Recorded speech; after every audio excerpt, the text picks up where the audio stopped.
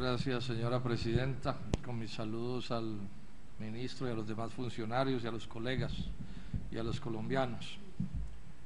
Pues primero para expresar mi coincidencia con quienes han planteado o han hablado del desastre de la red terciaria, la red de las vías terciarias del país. Ahí hay un problema de extremada gravedad, ministro.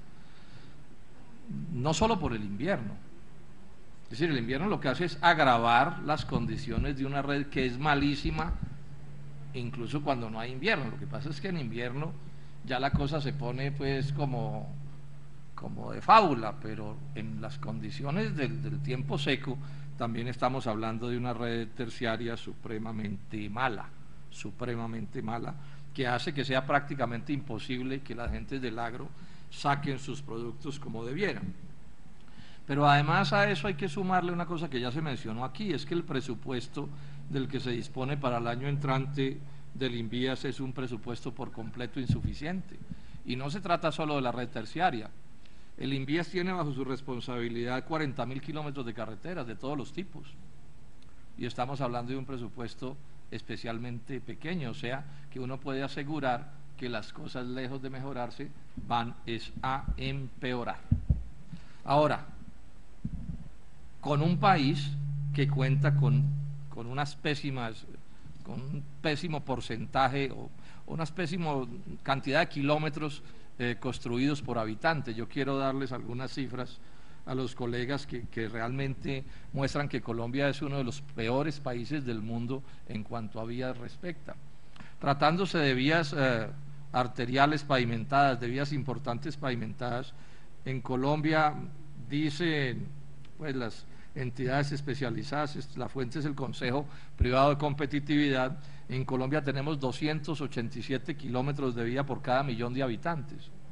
Bolivia tiene 406, o sea, estoy comparando con países inclusive de menor grado de desarrollo relativo. Perú 423, Ecuador 478, bueno, para mostrar cuán lejos estamos de los países que están mejor, digamos que España tiene 15.400 kilómetros de vías pavimentadas por cada millón de habitantes, o sea que aquí estamos supremamente mal, quiero llamar la atención en este sentido. Pero además la calidad de esa red vial es supremamente mala y empeorando, que es lo más grave. Es que cuando las cosas están mal pero están mejorando, uno dice, bueno, alguna esperanza tenemos. Pero miren en lo que tiene que ver con respecto a la red pavimentada en Colombia. En el 2003, el 67% estaba entre bueno y muy bueno, y en el 2009 el 49%. En estado regular, en el 2003 el 25%, y en el 2009 el 35%, o sea que el deterioro es evidente. Y el malo y muy malo pasó del 8% del 2003 al 21% del 2009, o sea, un fracaso absoluto del gobierno anterior, absoluto. O sea, no construyen hartos kilómetros de vías, ni son capaces de sostener la malla vial que ya está construida. Malísimo. O sea que la primera idea que quiero transmitir es que la situación de la red vial colombiana es supremamente mala, tanto en el número de kilómetros construidos como en la calidad de las vías. Y si se mira hacia las dobles calzadas, que se supone que es lo mejor, también estamos hablando de cifras que son casi que ridículas, 850 kilómetros en todo el territorio nacional, y el ministro explicaba en estos días cómo además es una red de dobles calzadas discontinua, o sea, es una cosa como saltona, en parte por los problemas que ahora vamos a mencionar, pero ni siquiera se puede hablar en el sentido estricto de una red, sino es una cosa como en cierto sentido de muestras de dobles calzadas que se han construido. Lo otro que quiero plantear es esto, y este es un debate que es un debate de fondo, porque el ministro decía en la entrevista que tuvo con Yamit Amat el domingo pasado que hay que seguir con las privatizaciones, cosa que no me sorprende porque yo sé que el doctor Cardona, desde que fue alcalde de Manizales, le encantaban las privatizaciones. Yo diría que el doctor Cardona es un precursor en este tema de las privatizaciones. Él empezó a hacerlas antes de la ley 142, que sin duda lo convierte en un precursor. Entonces no me sorprende que diga pues lo que dijo en la entrevista con Yamid Amat. Pero la pregunta que hay que hacerse 15 años después de estarse aplicando toda la política de privatizaciones con respecto a las vías es, bueno, ¿cuál es el balance?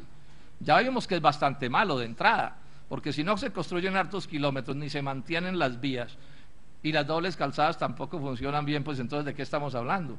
Y eso es, señor ministro, en el mundo de la privatización, que se supone era el que iba a resolver tantos problemas.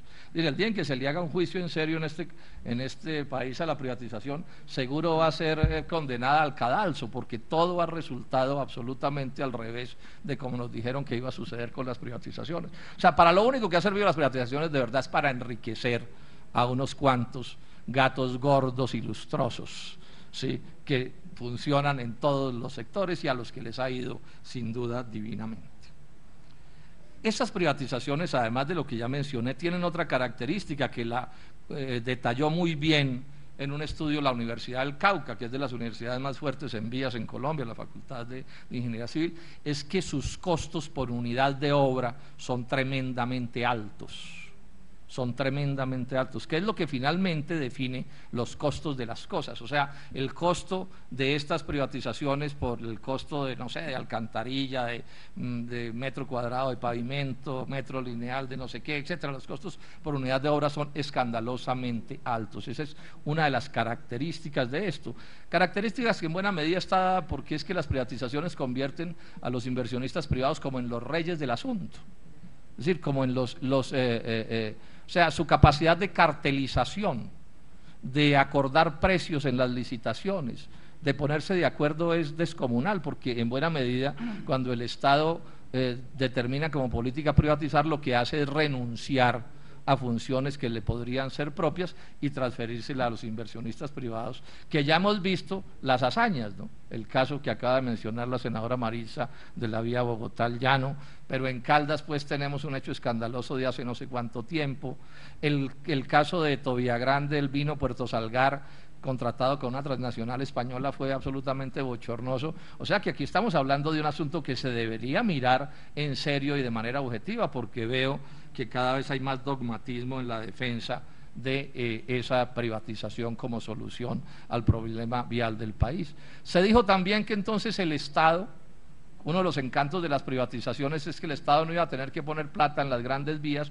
y que iba a quedar la plata para la red terciaria, y eso por supuesto aumentó la capacidad, llamémosla como extorsiva, digamos, para utilizar una palabra dura, de los privados en este asunto y de la banca, porque el negocio de la privatización, más que de los ingenieros, es un negocio de los banqueros, porque la primera condición que le exigen al contratista es el cierre financiero, que está determinado por lo que quieran imponer los banqueros, y por supuesto se aprovechan de las circunstancias para hacer lo que se les antoje. Pero lo que estoy insistiendo en este momento es que el Estado tuvo que seguir haciendo aportes descomunales, no solo pues por la propia, digamos, obra preexistente, que ya es una manera de contribuir con los contratos, sino además poniendo plata de verdad, inclusive casi que, bueno, el ejemplo que acaba de poner la senadora Marisa es escandaloso, pusieron toda la plata, puso toda la plata en el contrato, pero el privado sí se embolsilla la plata que se le antoja, porque, repito, funcionan con tasas de utilidad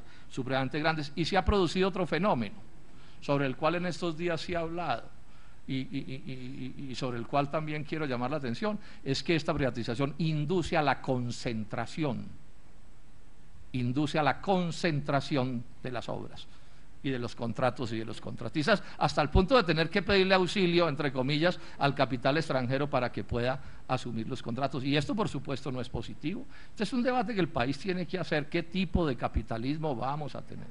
¿El capitalismo de los monopolios y las transnacionales? ¿Sí? La ingeniería, que si no está vinculada con el capital bancario, entonces no puede existir. La ingeniería civil sometida a una especie de proceso extorsivo por parte de los financistas. Todas estas cosas se deberían discutir, y este fenómeno de la concentración sí que se debería discutir, y que, a mi juicio, ministro, es parte inherente del sistema. O sea, no es posible imaginarse privatización sin estas realidades. Creo que esa es la conclusión que uno puede llegar, o que yo por lo menos particularmente llego. Quisiera hacer un par de reflexiones más para propiciar el debate, porque en Colombia se discute poco. Este es un país muy dado a tragar en